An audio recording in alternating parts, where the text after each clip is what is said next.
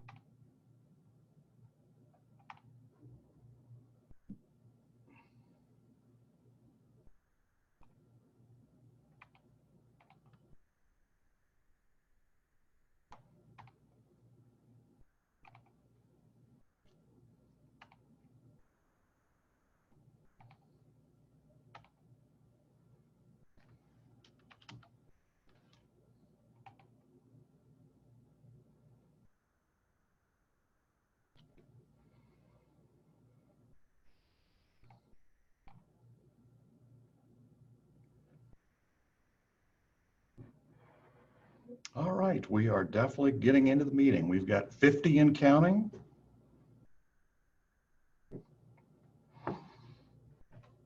We'll be starting momentarily once everybody appears to be filing in.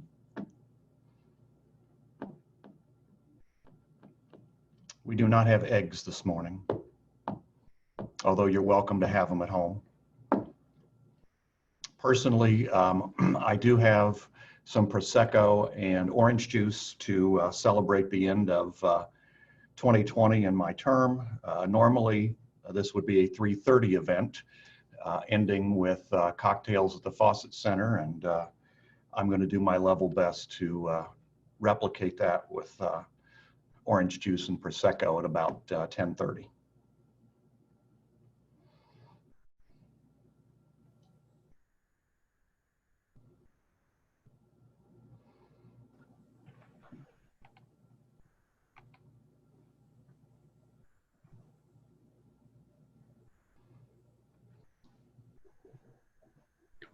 Did you say 10:30?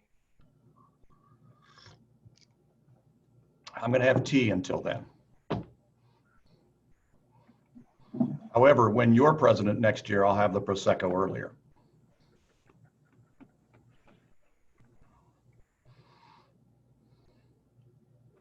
I still have Prosecco and orange juice in my fridge from a meeting we had earlier in the year. The board had earlier in the year.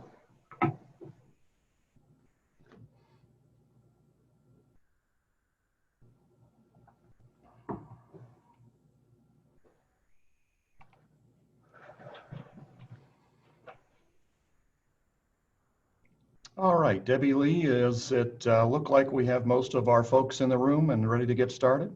We have a good amount. I think we're good. All right.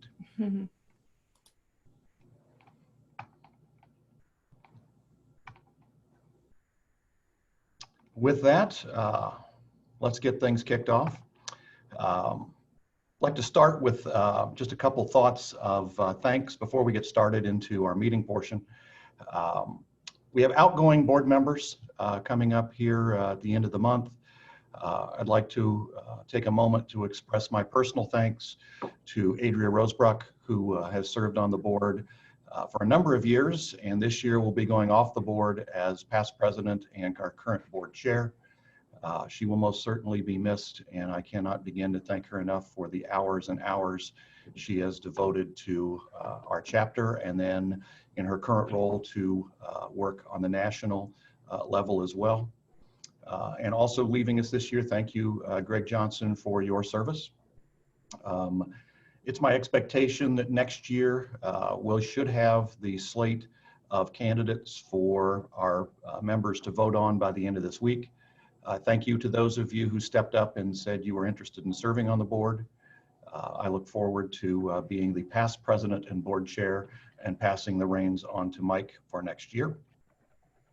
I would also just like to share that if you are interested in stepping up and serving on the board, it is really a wonderful act of service to our profession. And speaking for the easy job I had this year, when I stepped into this role, I asked some past presidents what was the role like, and it was way easier than they suggested it was. And the reason it was so easy had absolutely nothing to do with me. It had everything to do with, we had a great board this year, and everybody in every one of their roles stepped up to what was expected of them. And if you want to serve up to leadership in this organization, your job is much easier when everybody else steps up to do their job. If you get the chance over the holidays to express some gratitude and appreciation for our board members, I would encourage you to do so. Literally, everybody stepped up and did what was expected and a little extra. And as a result, we've had, by most metrics, a really good year as a chapter. When I think about this past year, you know, it's hard to believe that in 2020, we had a Super Bowl. That was pre-COVID. We had a national championship game. That was pre-COVID. We impeached a president. That was pre-COVID. And that seems like so very long ago, yet it was all in 2020. I'm certainly looking forward to 2021 to resume some sense of normalcy. A couple things you will notice for today's presentation. There is a Q&A box. We will be taking your questions throughout the program this morning, and as appropriate, we will make every effort to answer the questions in due sequence. While we have an outline, if in fact there are questions that our members are interested in learning the answers to, we can certainly change course and make sure that we provide you with as much information you can on three really tremendous resources for our community in the terms of local foundations. There will be insurance questions that will pop up throughout the presentation. That is for your Ohio Insurance CE. The questions will not necessarily relate to the material we are covering. They're pretty much simply placeholders to make sure that you in fact are still tuned in and engaged. Once you answer them, they will disappear from your screen. Did I cover all the introductory remarks as I was supposed to, Debbie Lee? I believe you did. Okay. With that, let's jump into this month's program. Well, wait 1 second. Mr. McMeans has a few words he would like to say. Yeah, I'm kind of hearing myself double, so if I pause, that's what's going on. Jim sort of understated exactly how strong the board we really did have a great group. We spent many years kind of building this board. I've been a member of it since I think 2015 in some role, not an official capacity back then. Jim said this year it was easy, and I think that's a little bit of an overstatement. It was a hard year. It was difficult to understand. I mean, back at the beginning, I remember saying to the rest of the board members that we would be back at the Fawcett Center by June. Hey, Mike, That did not happen. I'm so sorry to interrupt you, but your video for me is pretty off. I don't know if you can adjust it. Maybe. Okay. I know you don't want to sound like that, so.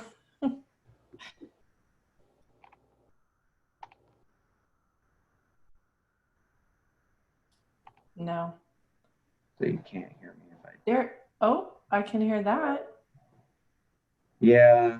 That's better. That's much better. Okay. All right. Well, I think what's happening is my computer is becoming over smart and has grown in my microphone. No, you're back off again. Oh my gosh. You have to be close. Stay right there. Okay, this is better. Much better. Okay. So I think Jim understates when he says 2020 was easy. 2020 was very difficult. We just had some good leadership. I think at the beginning we had anticipated that we'd be back at the Fawcett Center in June. Hopefully you can hear what I'm saying. No. It's there, but it's slight. I'm not sure. Maybe what we could do is have you call in at the end. Do the call. That's probably a good idea. We'll do that. Jim, we're going to recognize how awesome you are at the end, okay? That'll be short.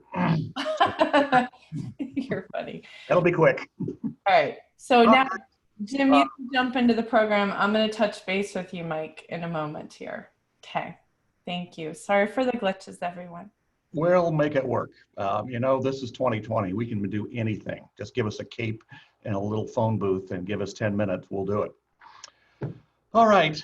This is a traditional December item where, if you think about it, this is generally recognized as a season of giving. But if we think about it, it's really a season of caring. And my observation would be that caring really never goes out of season. And that's why we have community foundations.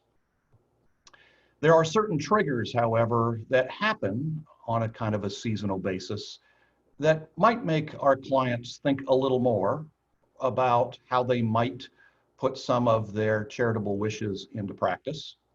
There might be year-end tax reasons. There might be personal reasons. They might want to honor the memory of a loved one, or they just may want to leave a legacy that extends beyond their life. One of the ways that our clients can accomplish those objectives would be by working with and through community foundations. And our hope today is that at the end of about an hour, you'll have some sense as to what is a community foundation and how it works. And I want to acknowledge that we have members who are very familiar with foundations and how they work. And we have other members who are aware of them, but have little idea whatsoever as to how or when they might work with a community foundation. And so we're going to start at a basic introductory level and then kind of work our way up. And if you absolutely have technical questions regarding specific techniques and strategies, we do have 3 panelists that are well-versed in how your clients might take advantage of those, but we're probably going to leave that to the Q&A. We have 3 leaders in the community today who are certainly capable of helping our clients. Lauren Brown is the Executive Director of the Catholic Foundation. Lisa Jolly is with the Columbus Foundation, and Joel Markovich is with Jewish Columbus. I have had the privilege in some capacity to work with all 3, and I can embrace and endorse each of them personally as well as their organizations as tremendous resources that our clients, depending upon their objectives, would be well served to meet, learn about, and probably take advantage of. With that, we're going to walk through sort of Charitable Foundations 101. And we're going to start with Lisa. If you could give us an overview on what, in fact, is the characteristics and what qualifies as a community foundation. Sure. Thanks, Jim. Welcome, everybody. So a community foundation, first of all, there are about 700 community foundations across the United States. They're found in most major cities and then in some smaller cities as well. The idea of a community foundation is that it serves its community, but not necessarily just geographically. It's making sure that the nonprofits and the individuals that live in that area are served accordingly. So the IRS will allow an organization to become a community foundation if they have a few different components to them.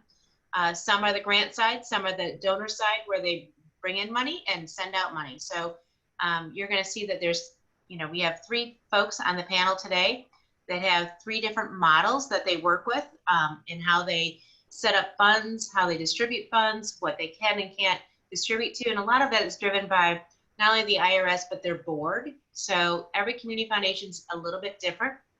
So if you leave Columbus and you head over to Cleveland or San Francisco or any other community, you're going to find the way they do things is going to be a little bit differently. So we'll talk about some of those nuances today on today's call and what we can and can't do. But just know that the Columbus Foundations have been around over 75 years. We manage I don't even know what the newest number is with everything that's been happening this year, but I would say about 2.8 billion in assets. And that's about 3,000 individual funds at the Columbus Foundation. So that gives us a place to begin. And if Lauren and Joel, if each of you could give a little overview of your respective organizations, and then I'm going to take it back to Lisa at the end. Can you talk a little bit about, we'll start with Lauren, what does your typical donor look like? And how do you serve your donors and the members who benefit from the Catholic Foundation? Thank you. Good morning, everyone. The overview would be, we started in 1984, representing the 23 counties of the Diocese of Columbus. We have about 200 million under management and grant about 15 million a year to those organizations. So our typical donor, you would think, is going to be Catholic, and that's true. Not everyone is, but mostly we're serving the Catholic population. And the typical donor is going to be the parishioner, the person in the pews, the community Catholic. But also our donors are businesses, individuals, families, institutions, agencies, most of whom are Catholic, but many of whom are not. And so our biggest niche, if you will, is that we're serving those who want assurance that the impact from the Catholic Foundation will not be in conflict with Catholic teachings. Doesn't have to be Catholic where it's going. And our donor is going to be someone who wants to make sure that the assets that are managed are in alignment with Catholic values. So we might talk about things like socially responsible investing. Ours would be Catholic socially responsible investing, very similar. So that's kind of, I think, in terms of a community foundation, all of our services at the Catholic Foundation are very much like what we would see at the Columbus Foundation. Our niche would be that typical donor focusing on Catholic values and teachings. Joel, could you talk a little bit about how Jewish Columbus is different? When we met last year as we were trying to put this together, you talked about something that was really seemed to me rather special, which is in your words, and if I'm boogering it up, just throw me overboard real quick. Talking about the element of it's effectively in some way a Jewish United Way. Yeah, well, good morning, everyone. It's great to be here. Thank you so much. And Jim, I remember the conversation we had over a year ago in my office. We were supposed to bring donuts today and celebrate Hanukkah for everybody. And it's great to know that you're having a test as we go through this seminar. It feels a little bit like Hebrew school. So I'm going to pay attention the entire time. So, and it's great to be with my fellow panelists.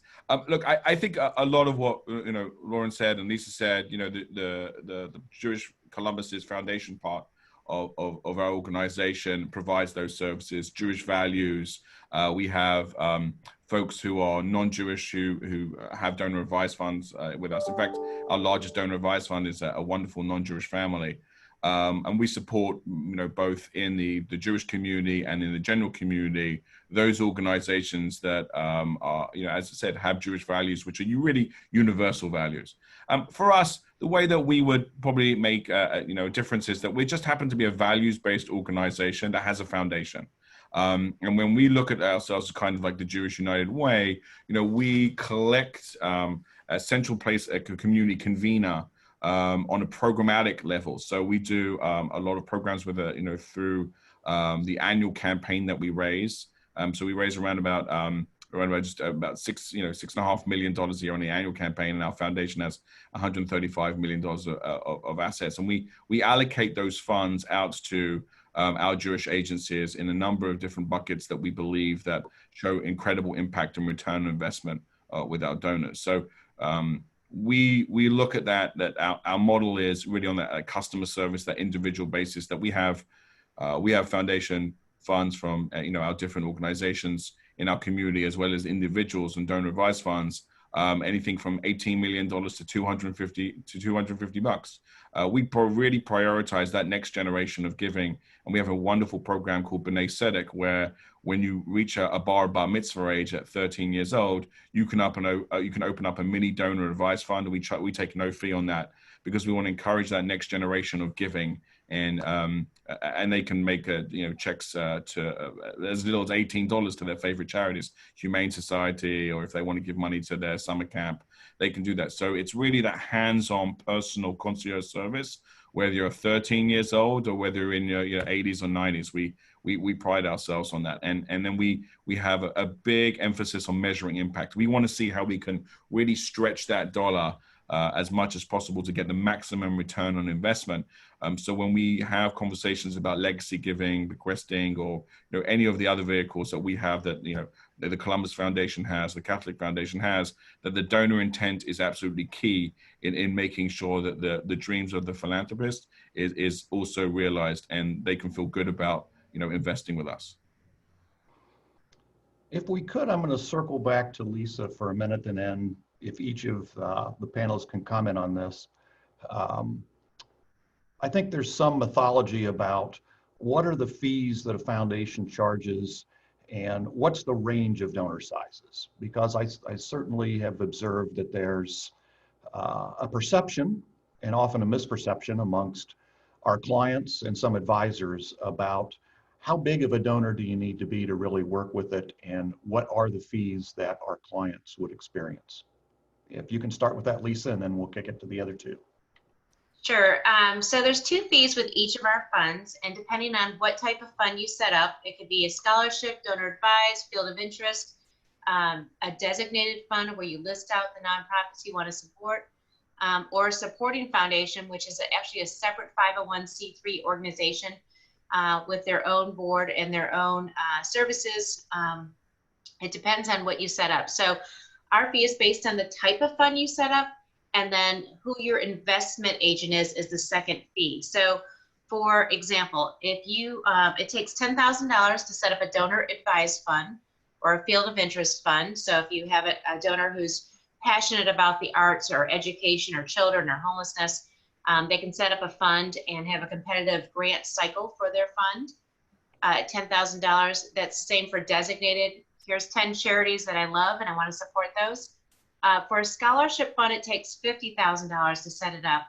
And the reason we increase that amount is because what we found is that although many of our donors like to continually add to their funds over time, we don't want to leave a student who has been awarded a scholarship to go without it because the money didn't come in time. So we start at $50,000 for scholarship funds, but all other funds are $10,000 except for supporting foundations, which is a different entity. We start those off with $1 million with expectations up to $5 million in a short period. So And we have a little less than 30 supporting foundations at the Columbus Foundation. Most of our donors come in with a donor advised fund, and at $10,000 or greater, our donors range from $10,000 all the way up to, I would say, $300 million in a donor advised fund, and maybe more at this point. So it varies, and they are not required to add to their fund. They sometimes do during their lifetime, sometimes at death. So we unfortunately don't have the ability to offer the $250 funds for our next generation. But what we have found is that a lot of folks, if it's such a situation, maybe some of them will contribute and add together as a group to go in to get the $10,000, and then be the advisors on that fund. So our fee for a $10,000 fund is a 1% fee. It's an annual fee taken out of the fund. They'll see their fees and grants and gifts into their fund on a quarterly fund statement that comes out to them. That's our administration fee. The second fee is based on the investment investment choice that they make. If they want to keep the fees low, they're going to probably use our Vanguard mutual funds, and that can be anywhere from like 0.8 or 0.08 to 0.12 at this point. So you add the 1% plus those fees, and that would be the total fee for the fund. If they choose to use one of our approved investment agents, which we have a list of about 30 different investment agents that we allow our donors to continue to work with their advisors, those fees can range up to about 1%. So in that case, if it's $50,000 in their donor advised fund or more, they can have a choice of not using Vanguard and going to one of the approved investment agents. And again, they typically charge 1%. So the fee for their fund would be about 2% if they have an investment agent on their fund. Lauren, talk to us about how the Catholic Foundation has the same programs in your ranges as well as fees. Thank you. So all of the programs that Lisa mentioned, the Catholic Foundation provides as well. As Lisa said, we also see donor advised funds as kind of the lead-in starting of how someone begins to work with us in many cases. As Joel said, we also focus on next generation and families, although we have, again, companies and organizations that have funds with us as well. Our funds, because of that, with next generation and focusing on family, our funds to enter really are at zero. And we want to get those younger folks going in philanthropy and charity. So we will see a range typically of 5,000 to as much as 25 million on a fund. But the sweet spot, the average is, probably in that 50 to a couple $100,000 range where someone is growing. And someone can make as little as a $50 grant from their donor advised funds. Now on all the other fund types, endowments, scholarships, field of interest, all of those, the endowments in particular are $10,000 fund starting amounts. Now, if someone is doing something in a bequest, and as professional advisors, I think you should be aware of, there is no starting amount. What we're looking for is a financial plan that's set up in their estate plans or their financial plans or their insurance and pensions and things like that, beneficiary designation. So there's no beginning amount to start a fund. It's really a tool on your belt that you can give peace of mind to your clients that, hey, you can establish a fund at the Catholic Foundation and it's there, it's ready to go. And if you want to start funding that during life, you can. Otherwise, it's in your plans and ready to go. So donor advised funds, no minimum start. And I kind of gave what the range of those balances are. Endowments and scholarships and all those are 10,000. And when we get into trust, those are $100,000 minimums. Our fees, we're incredibly blessed with an operating endowment. So our fees are across the board 75 basis points. No fees for any transactions, no fees for dollars being contributed through brokerages and those kinds of liquidating accounts into or assets into your funds. So we're pretty affordable, I think, in terms of fees. And And so that's pretty much it. Very simple.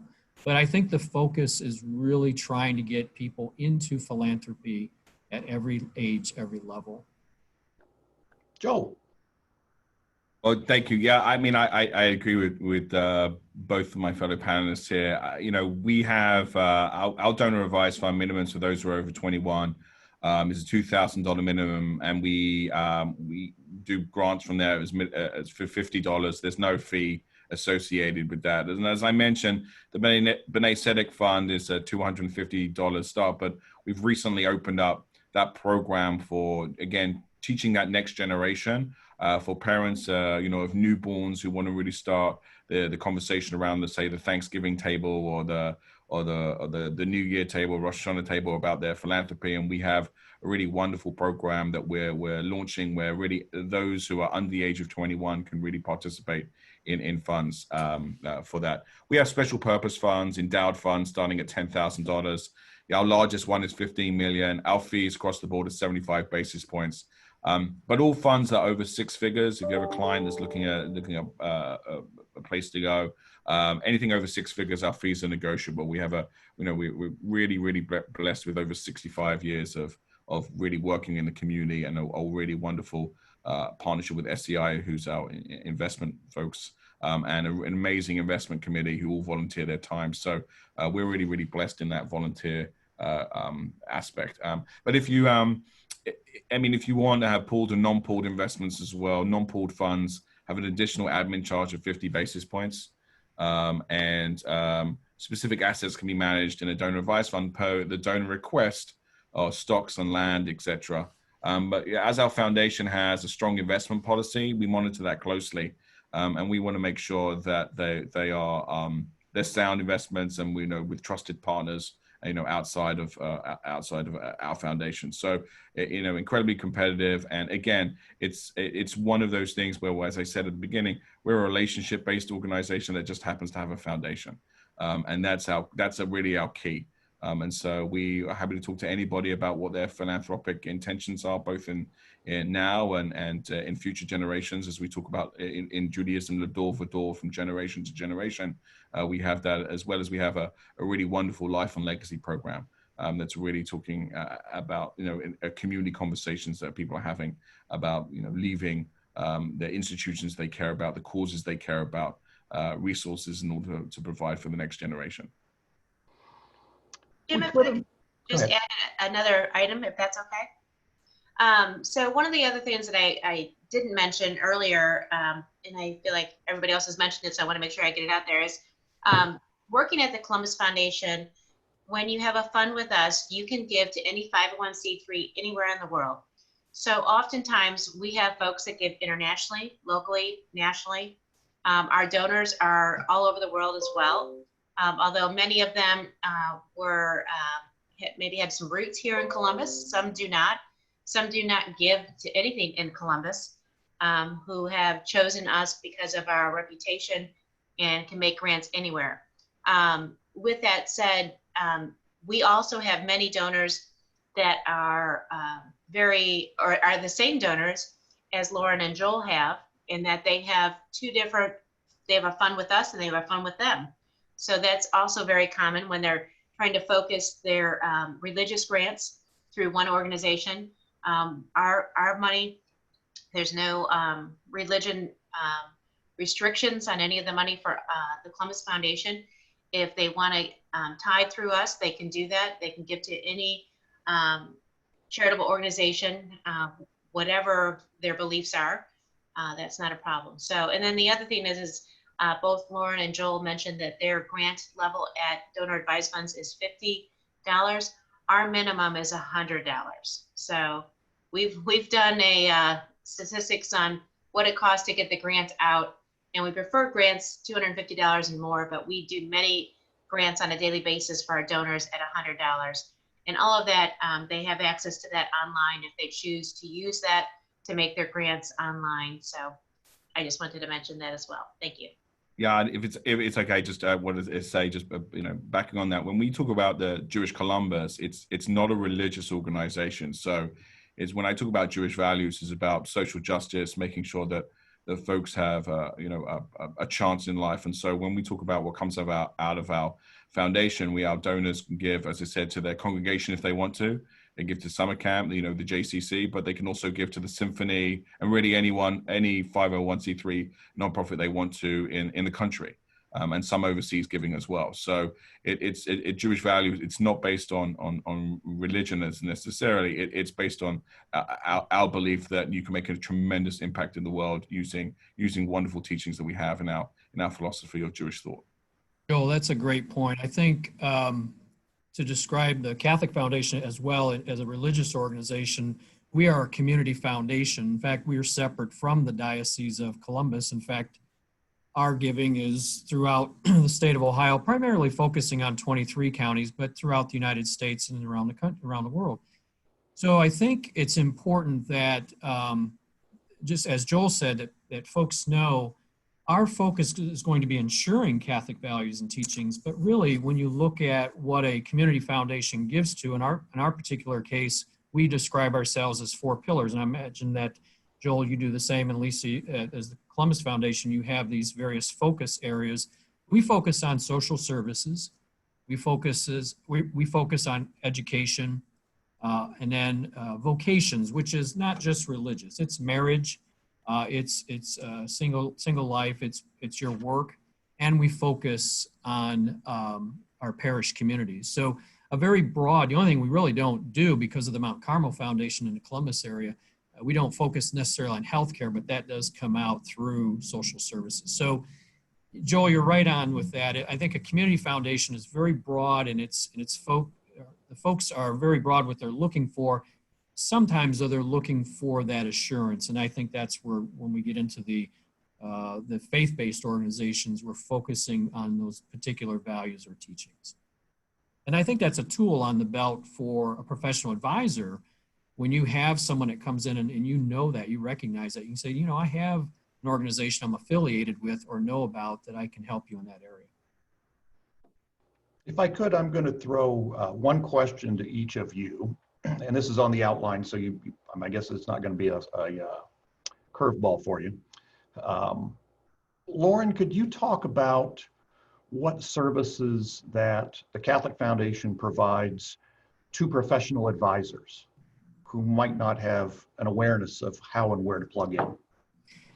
Yes, and this is really this is more than just the Catholic Foundation. This is kind of in general, but the Catholic Foundation provides these, and I'm sure the Columbus Foundation and Jewish Foundation and many others. So no particular order here. I want to go through some things, but I think one of our biggest service is really that philanthropy and charitable counseling, listening to what the passion or goals are for the donors, and all donors, not necessarily just particularly high net wealth.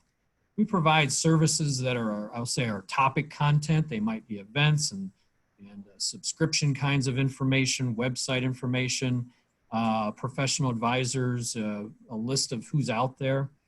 And then, I think affiliation groups are really important as a service to donors. For example, we have a women's giving circle that's primarily focusing for women. I know that there's different kinds of circles like that work off of donor advised funds. We focus on business owner needs and next generation. Community projects are sometimes out there through the Catholic Foundation. I think one of the biggest things we do as a service is really, again, listening to what the donor wants to accomplish. And that has to be coordinated well with the professional advisors. Are we in sync with your plans? And so listening to what somebody wants to do sometimes can be emotional, sometimes can be very passionate, and yet they need to, how is that coordinated with you as professional advisors? So I think listening for that is a great service, and then making sure it fits into their plans. We talked about the products, all those that are, we call them products, they're donor advised funds and many other kinds of funds.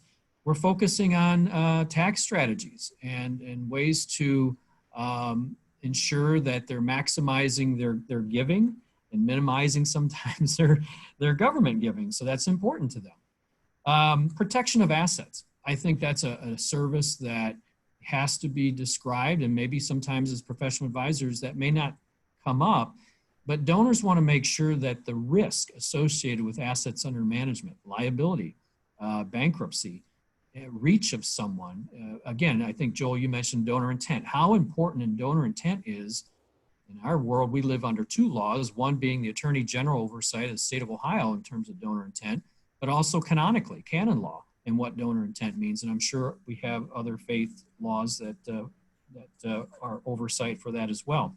Filing, statements, acknowledgement, online banking, all those kinds of services come with community foundations.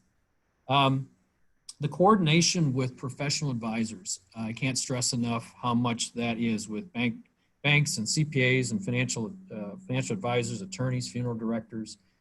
Coordination, again, is so important because sometimes the donors separate financial planning and estate planning from charitable planning. And I think that's really important.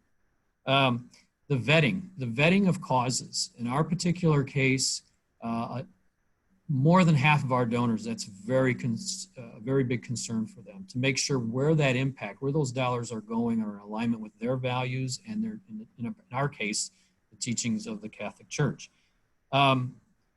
We would also, I think, just as a service, larger foundations are able to handle more complexity with the kinds of assets and estates that you're dealing with. And our service is going to deal with pretty much all forms of assets that, according to our policy for accepting assets, we'd be very broad. And I think most of the larger foundations would be like that too. So we're not just talking about cash and securities. We're talking about property and valuable interest in businesses and policies and insurance and all of that. So very broad range of service to the donors. I'm sure I missed some of them, but I think that's not just the Catholic Foundation. That's most foundations. If I could, I'm going to mention that we do not have a bucket load of questions at this point. So if questions come to mind, please put them on the list and we'll make sure they get addressed. I do have an outline long enough to fill the time though, so don't worry, you're not going to end early. Joel, talk a little bit about how Jewish Columbus focuses on the community. And I recall a conversation we had where literally everything from the needs of housing to the hungry and beyond are all part of the fabric of Jewish Columbus. Yeah, I mean, you know, I would, by the way, I would echo Lauren's sentiments in the last question that everything you said about the Catholic Foundation is very true to the Jewish, you know, for what we have at Jewish Columbus. When we talk about services, when we talk about where we allocate our funds, we're really looking for that impacts and our partnership. So we have a wonderful partnership with Jewish Family Services, who has a vocational department that puts folks of all different faiths and religions and races into employment.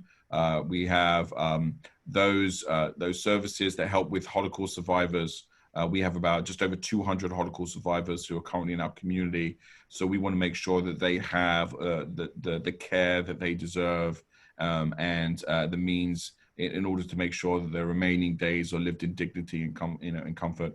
A lot of them, unfortunately, live below the poverty line. And so we have a very special emphasis in making sure that they have all the care that they need. And then the ability to pivot and respond in a way like COVID-19. I mean, we launched an emergency response fund, a community response fund. We had a tremendous outpouring of support from our donor advised fund holders, as well as our annual campaign fund holders. And we raised $1.25 million in just over 30 days from a community, which is a fraction of the size of Columbus. And making sure that we had a volunteer lay-led committee to allocate those dollars out to agencies and individuals who needed that. So far right now, we've helped over 250 members of the Jewish community to make sure that their rent is paid, their electricity is, that we provided about 10,000 meals out to our Jewish community, partnerships with different Meals on Wheels programs around town to make sure that they have the funds in order to so they can continue the work again with the Jewish values as well. And then, delivering groceries and fresh produce to over 110 families in our community to make sure they have fresh produce, every week. And that's incredibly important that we make sure that we take care of not only our community, but also, as I said, the general community. And so that's where we have that both sides of the house. So not only are we a foundation, and there's the ability to really measure impact and take, the family philanthropy incredibly seriously, but we can also have the partnerships on the ground that we have years and years of trusted relationships that they can go out and provide those services, at a fraction of the cost if a donor wanted to start their own, charitable organization and cause and try and figure out how to solve poverty or housing or really any of those issues. You opened the door, Joel, so I'm going to ask Lisa and Lauren to walk through it too. Talk a little bit about how your foundation has responded to a, shall we say, unique world with COVID. I don't think any of us back in January, advisors or foundations alike, wrote a business plan based upon how do we deal with a pandemic. We're all making it up kind of on the fly. And I don't think anybody would challenge the notion that the need is not what we expected and much greater. How have each of your foundations responded to that? Lisa? Thank you. So in a number of ways, the Columbus Foundation has stepped up very quickly on the onset of the coronavirus. First of all, back in 2014, prior to the COVID issue, a generous donor of ours set up a $500,000 gift to create something called Gifts of Kindness Fund at the Columbus Foundation. The idea behind this fund is that there are a lot of individuals out there who are in need of some payment for their car, for schooling, for a bill, to keep the heat on, so that they can stay in their home.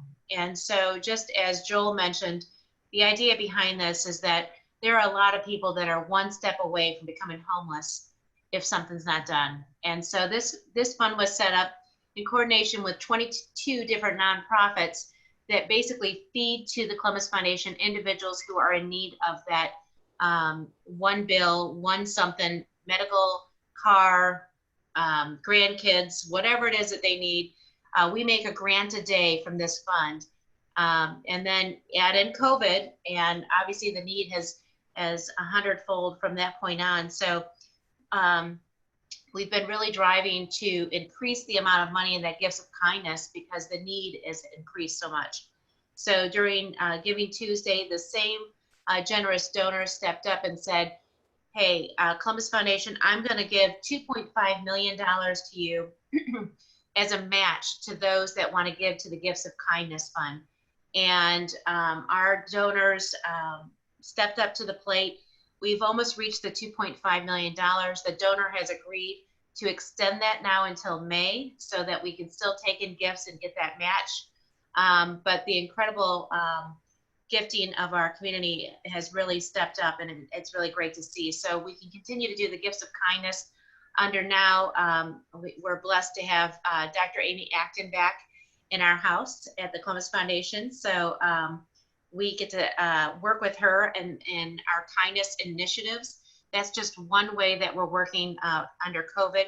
The other is, just as Joel mentioned, we also set up the emergency response fund for the nonprofits in the community during this time. So that has been very active, and that will continue through the next year and on. We have 4 focal areas that we will be focusing on based on what has happened in this year. So going forward, we're really going to focus on that emergency response fund, continue to grow that. The digital divide has been a big issue for us, getting those in need of the digital piece, especially the school students or the students in school who are homeschooled. It could be people who are working from home. So working on that digital divide and trying to narrow that gap. In addition, the arts organizations, as we're well aware, they've lost all of their income and profit, no events, no activities. So the arts organizations, we're really going to focus on those. And then finally, the minority owned business enterprises. So that's been a huge focus of ours as well, to support those organizations that are minority owned. So again, our kindness initiative, the Gifts of Kindness is one piece of that, but it's going to be an ongoing effort for us. We've also started working about 2 years ago with employee assistance programs for us. So for companies that want to make sure that their employees, wherever their employees may be, are okay in light of an emergency. They set up an employee assistance programs with us. We manage those programs. And now I think we're up to 9 different companies that we work with across the nation, and helping those employees who might have a hurricane, who might have been hit by COVID, who might have a death, who might have a tornado, a fire, you name it, whatever might happen to the employee. The employer sets us up, and then we administer it so that those employees continue to do their work with their company, but also to manage their family life, whatever that might be. So those are really the areas that we're focusing on right now. You know, and it's ever changing depending on the needs of the community. But our leader, Doug Kreidler, is very engaged in the community, and our team and our grants management has really done a great job in really getting a feel of what the need is in the nonprofit, and also what the donors want to support. You know, we've talked a lot about donor intent, and that's going to be key to all of our organizations, and making sure whatever they want to support is what we make sure happens with their money. You know, that's the #1 rule in all of the community foundations and any nonprofit for that matter. So yes, thank you. Lauren, talk about what the Catholic Foundation's response has been to COVID. Well, first of all, you know, the Columbus Foundation, we are so blessed to have the Columbus Foundation in our region and the leadership that they display. You know, many of us follow those kinds of things. And so, you know, hats off to all the things they're doing. I always kind of tell people, I think the only difference between the Catholic Foundation, other than the Catholic intent, is they always have one more zero behind their numbers than us. And I think it's just, they do a great job. And I think you listen to those initiatives, and ours kind of mirror them. I mean, our Catholic Emergency Response Fund, we really focused on 2 areas with this COVID crisis. And that is, one, making sure all the pantries throughout 23 counties of the diocese have the food supply they need. And so that was one of the things we wanted to make sure on back in late February, we had that up and running, and working with Matt Habesh and, you know, the distribution of food and to all of our pantries, and making sure they could purchase what they need in those communities. In addition to food, we really felt that the best way, and this is similar to what the Kindness Fund that Lisa's describing there, we wanted to make sure all of our 106 parish communities around 23 counties, that pastors and their teams had cash to hand to people who needed to have help with just what Lisa was describing there: a bill, some food, a payment of some kind. And that really got us leaning then towards, because the Catholic faith is so much into education, we wanted to make sure our schools had additional funding. And so we did a couple of things there. One, we expedited grants from what would have been June of 21. We took all those assets and expedited them and moved them up towards April and May of 20. And then we focused the rest of our responsive granting dollars and discretionary dollars towards our schools. And so that was our fund, Catholic Emergency Response Fund, which people continue to contribute to that. Those are the areas that we're focusing on: food, direct assistance, and education. Jim, I just like to add, something else that we did that we're incredibly proud of is because if you're associated with Jewish Columbus, or you have funds, or and you're an organization, we really help walk people through the PPP process right at the beginning, and because of the efforts, we managed to secure just over $6 million of government funding for over 18 different agencies in our community to make sure that they got the valuable PPP money that they had. So, part of the services that we have when we talk about that concierge service is really hand-holding folks and really going through complicated government systems in order to get those funds. And so we're incredibly proud of that, as well as what Lauren said, making sure that our day schools could open, as well as the JCC preschool that serves a tremendous population in the community, that they had the resources to keep their teachers. So we made those emergency grants to the schools, and both of the day schools continue to be open, and they've been open for a while, providing an unbelievable resource, especially both parents who work in the household, so they can both retain their employment. Again, looking at how do we use our funds in order to maximize the return on investment, where you keep a school open, then, and you operate it safely within those guidelines, and you can really make sure that both parents are don't necessarily have to, file for unemployment. And also, with, as I said, with our JCC schools, making sure that our teachers were employed beyond when PPP money ran out. So there would be no break in service, and the teachers wouldn't have to go elsewhere. So incredibly, again, that relationship-based part of what we offer with the other CEOs of our community, our organizations, and our congregations, as well as anyone who's a client of ours. It has been a challenge unlike any other with COVID. And really, at some level, money is one of the few ways we can help, because some of the more traditional ways, which is community-minded people who could volunteer, are prohibited from volunteering in any meaningful in-person way due to appropriate health precautions. And a number of us in the FPA have volunteered for many years, serving meals at Faith on 8th through Lutheran Social Services. And we've been prohibited from doing that since March. The only way we can help really is with our checkbooks, because we're simply not able to do some of the community service that we've grown accustomed to, and the need is certainly not diminished under COVID. Jim, Thank you all for what you've done there. Jim, thank you. And I just want to respond to, kind of the question of what safeguards these kind of very fluid and discretionary dollars with COVID. We have to rely on our partners here. We have to rely on the parishes, the schools, the administrations, and their structures. We cannot, in this time of emergency, put the policing in place or the reports and things in place that are just going to slow down the dollars. That said, they're applying for dollars. We're quickly getting that done within a day out to them. There's reporting that will take place from these parish communities and schools and others that the community foundations oversee and make sure that they're handled right. But I think it's a great question. I think donors have to have faith in that we as community foundations have sampling testing. We have different ways of reporting that has to come back. But we also have great partners throughout our communities that ensure that the distribution of something like this, in addition to any other grants, donor advised funds, endowments, and others, that there's oversight and review. In this case, we had to act fast, and I feel really good. And I'm sure Lisa and Joel do as well with their partners. If we could, let's shift gears a little bit, because some of our clients would want to know, can a donor restrict their choices in investments? And does your foundation employ specific principles for their investment choices? I think I have a pretty good sense as to what some of the answers are, but probably the widest range of answers would come from Lisa. Lisa, if you can start, and then we'll have all three of you chime in.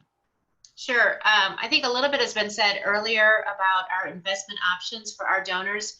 We work with every financial planner, investment agent out there in sometimes a little bit different ways. So we have, as I mentioned, 30 different investment agents that have been approved by the Columbus Foundation that manage assets for us. And out of those 30 different investment agents, that's companies, not individuals. So, for example, if you are a Boudreaux and Rulin person who invests for them, there could be 30 Boudreaux and Rulin people investing for 30 different donors of ours. And if the donor works with XYZ there, that they could go there, and this is across the board for investment groups. We don't choose just one individual to invest our assets. We allow the donor to choose if they have a relationship already, because it's all about relationships, and they're comfortable with working with a particular individual out there, and that's somebody we have vetted, then we will allow them to continue to have funds with them through the Columbus Foundation. It becomes kind of a three-legged stool, if you will. We're the client, not the donor. The donor is our donor, our client. So the relationship becomes between us and the professional advisor, with the client part of that stool making those choices and decisions. One of the rules of being a community foundation, and one of the things that we very much look at, is we have to make the ultimate choice. So if an investment agent is not doing a good job, we review that. We have a finance and investment agent or committees that review annually what's going on in our investments. And so we can choose to hire and fire any of these investment agents if they don't meet our requirements. So having said that, we would come back to the donor and say, sorry, we are no longer working with XYZ. Would you like to choose a different investment agent? We are not in the business ourselves of investing any assets. We rely on the good folks in the community, as well as the mutual fund companies to do that for us. We always say we do all the charitable pieces of it. We don't do the investments, although we definitely monitor and oversee that, and that's our choice in how we do that. But yes, we do have donor choice on that. And once they choose their investment strategy or individuals or company that they want us to invest with, we then will ask for recommendations as to how they would like that invested. 100% in the stock market, zero, all 100% into the money market. So, you know, they have a full range. They can choose mutual funds through our approved mutual fund group with Vanguard or Schwab. And so, you know, we want to work very closely with our donors. And we recognize that this money that they have with the Columbus Foundation, it's a gift to us. We have to have control over that gift. They no longer control that, but we will take suggestions from them as to how they want us to invest those monies. So, Joe. Yeah, very similar. I mean, very similar. The same thing that we've spoken about. I mean, specific assets can be managed in a donor advised fund, but a donor request, but needs to have sign off from the foundation board. Yeah, I mean, look, as I said, you can work with outside folks, but they have to adhere to like a strict guideline. We want to make sure that as we say, everyone's kosher, right? So everyone is working ethically and those assets are managed properly. And there's a choice in our foundation of in our fixed asset pool and some of the other things that we're offering ESG funds and Jewish impact investing as well as and possibly a new product with CCM as an opportunity to really make an additional impact in the local community. So very much the same as Lisa. Lauren. Very much the same as Lisa and Joel. I will add a couple differences here. First of all, we want you to know as professional advisors, it's a win-win. It's a win for us to have a relationship with you, and hopefully it's a tool on your belt to have a relationship with us as community foundations. And again, in our particular niche, if you have a Catholic that is working with you, can you tell them you have this relationship? Now with us, we're more of an active manager of a couple $100 million. So we are investing actively. And within that, we provide a growth, a moderate, and a no risk option internally here that the donor can choose. Now, a donor can also choose what we call our investment choice program. And that's similar to what Lisa's describing here, and Joel, where they can continue to work with you and work with their professional advisors. Obviously, the ownership of that account changes to the Catholic Foundation in our case, just like you guys do. But the relationship started with you and the donor, and if they want to continue that, even for the carve-out amount that will be owned by the Catholic Foundation. So we do that, and we have some funds that they can choose from that are already pre-screened. But we will also let you design those investment strategies for them. The difference being is twice a year we will filter or screen those funds, those relationships you have, the holdings, through a group called Aquinas, who we work with, that looks at all of those from a socially responsible investing standpoint, as well as a Catholic overlay, which takes into account the only difference being tobacco and alcohol, war materials. I mean, so we add a few more things. The question is going to be then, how much of a haircut do you take on your investments? None. I mean, when you get big enough, you can find the investments in all asset classes to not have that be an impact. So I think very similar to my colleagues here, other than we're encouraging the that relationship, but there's this screening that we would go through as well with you. All right, 2 more items before we wrap up. Next to last, if you're interested as an advisor in stepping up your game in planning in philanthropy, there is a professional designation in that space. Lisa has achieved that designation, and the Columbus Foundation hosts a study group for that designation. Lisa, could you talk a little bit about that? Thank you. Yes. So the American College offers a program called the Chartered Advisor in Philanthropy. And about 7 years ago, we decided at the Columbus Foundation that we would host the study group at the foundation's property and invite professional advisors to join us and to accomplish this CAP designation. And so I'm very excited to say that we just finished up our I believe it's our 7th year of doing that, and the graduating class will take their final test. It's a 3-course postgraduate class offered through the American College online. Everything's done through the American College in that, you know, we don't take a fee or do anything. It's charged by them.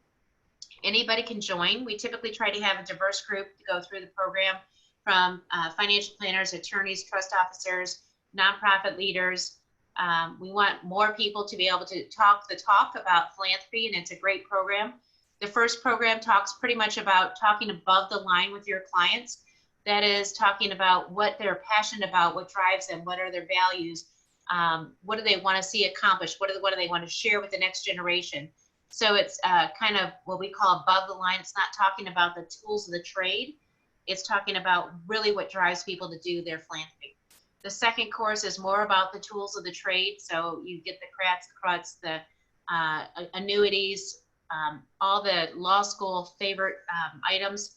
And you can talk about how to put those tools together with the driven mission and values of the donor.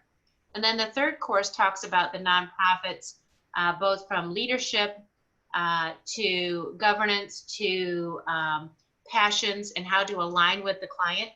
And the whole gist of these 3 courses together is getting all advisors on the same side of the table for their client. And so it's really important in the work that you do as advisors. And I'm looking at who's on this call, and I had a few CAP graduates there. But the important thing is that everybody is helping their client achieve their goals, and we're all talking on the same side of the table with their client. And at different times, you know, maybe the financial planner will have to take the lead role. Maybe it's the attorney drafting the estate documents. Maybe it's the charitable advisor from the community foundation. Whatever it is, you know, we're all there to work together to achieve this final goal. And if anybody's interested and they want to join 2021, I have not put that class together yet, but I would be very interested in hearing from you. You can just email me, call me, whatever, at the Columbus Foundation. The course typically starts in March. It goes to November before the holidays. And we meet every other week for lunch. This year has looked like this, Zoom meetings. But I have to say, it's been actually really, really easy for folks to make it then. And so although we may not be sharing a meal, it was the discussions, and it's really a tight-knit group of people. There's probably about 60 CAP graduates in the Columbus area, thanks to this program. And that allows them to work together to talk about what their clients really need, and to put forward their clients' philanthropic goals, and really understand what's going on in their minds, and be a better advocate and advisor to them. So again, always looking for folks that want to join us for that CAP study group. I can send you information what the cost is through the American College, and get you on my list. So thanks for lifting that up, Jim. And lastly, when an advisor has an opportunity or senses that a client might have an interest that aligns with each of your missions, talk a little bit about how we would plug into each of your organizations. Who would we make connections with? How does that experience look like for the advisor and the client? And we'll start with Lauren. The obvious quick answer is go to our website, catholic-foundation.org, and you'll find under resources and professional affiliations where you can plug in to be a member of the Catholic Foundation. There's a free membership as well as a small fee amount membership, which provides you with continuous education opportunities, quarterly meetings with content, lunch, things like that. Being on the website, being promoted by us as we get in front of our faithful throughout the diocese and throughout Ohio, hopefully providing a win-win again that we can refer to you, and hopefully when someone is with you that wants our niche, you can refer to us. So those resources are out there in terms of membership. There's a form out there if you want to do that as well. And we'd love to have you. Obviously, this past year has been a little bit unique, but typically throughout the year, those opportunities are there to network with us and get content and education credits. And we'd love to have you be a part of that. So look at our website for that. Joel. Yeah, thank you very much. I mean, we have, we want to partner. We serve at the pleasure of the community, and all of the staff understand that we're here in the service of the community. And so you really can contact us anytime through our website, jewishcolumbus.org. You can pick up the phone and call us. You know, we have really wonderful leaders. I believe Bob Kyden is on this call, and who's in charge of our donor advised funds and our outreach there. And we have Jessica Grise, who's the director of our plan giving and major gifts officer. We have really dedicated and wonderful staff that, you know, will be there at the other end of the phone in order to help you and really try and especially with some of the complicated things that you guys deal with, that we can help talk through about what works for us, what may not work for us, and really just have a conversation. And we're happy to meet at a time and location, or, you know, now on Zoom, but, you know, hopefully in the future when we can all meet again, that suits your client. It's about you, it's about your client, and we're happy to make sure that we do everything that we can in order to make sure that the conversation and is a smooth one. Lisa. Well said. Yeah, we are absolutely open for business and have been throughout COVID and 2020. We are here by phone call, by email, snail mail, whatever it works for you. We're constantly meeting with professional advisors and their clients, setting up Zoom meetings, setting up phone calls, whatever works for everybody. As Joel said, you know, we want to make your job easy. So let us know how we can do that. And, you know, just reach out to any of us. We have probably 10 advisors like myself at the Columbus Foundation that can help. So if you want to match up personalities with your clients, that's great. If you want us to say who's available on a particular date, we'll do that as well. So, you know, please feel free to ask the question. And even if it's not a good alignment with us, we hope we can help you with any of your philanthropic needs. So thank you. We just had a question come in. Is the Columbus Foundation just oriented towards the Columbus area, or do you expand across the state, such as the Cleveland area? So thank you for the question. Yeah, so as I mentioned in earlier, we are a community foundation. We're based in Columbus, but our donors live all over the world. They give all over the world. So if we have for example, we have a client in New York that's never stepped foot in Columbus, that will not be given to any Columbus organizations, gives only internationally, and that's fine by us. So if you have a Cleveland client, or you're in Cleveland, whatever it is, we can absolutely serve you. There is a Cleveland Community Foundation if you want something closer to home, but that doesn't mean that we can't help you do anything up there as well. You know, if you're looking to learn more about the nonprofits, you might seek out the Cleveland Community Foundation first to see if they're able to assist you. But we absolutely be very knowledgeable about any of the charitable giving that they want to do. But yes, we can give anywhere and help anyone anywhere. So thank you, Lisa. Thank you to all three of our panelists. On a very personal level, I'm a huge fan. I have sat in that CAP class at the Columbus Foundation.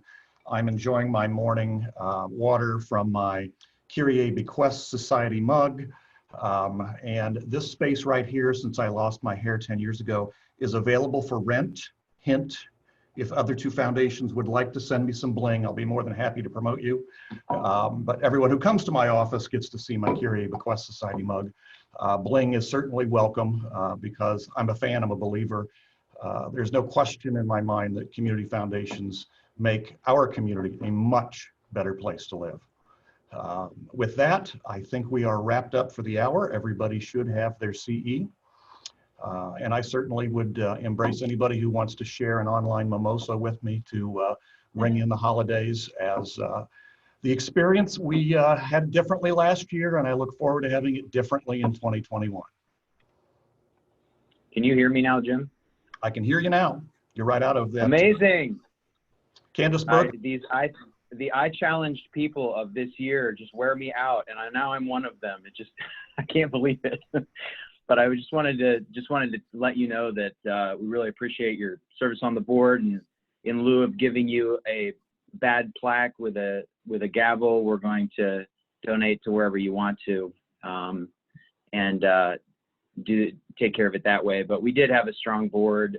This year's been really good, even though it's been a hard year. I think we did a good job of pulling off relevant, competitive, solid continuing education for everybody. And so just a thank you. Take care, everybody. Thank you, Jim. Thank you. Thanks so much. Happy holidays, everybody. Happy holidays. Thank you. And thank you to our panel. You guys were wonderful. Thank Thank you. you. Thank Thanks you for for having inviting us. us. And thanks for the opportunity. Appreciate it.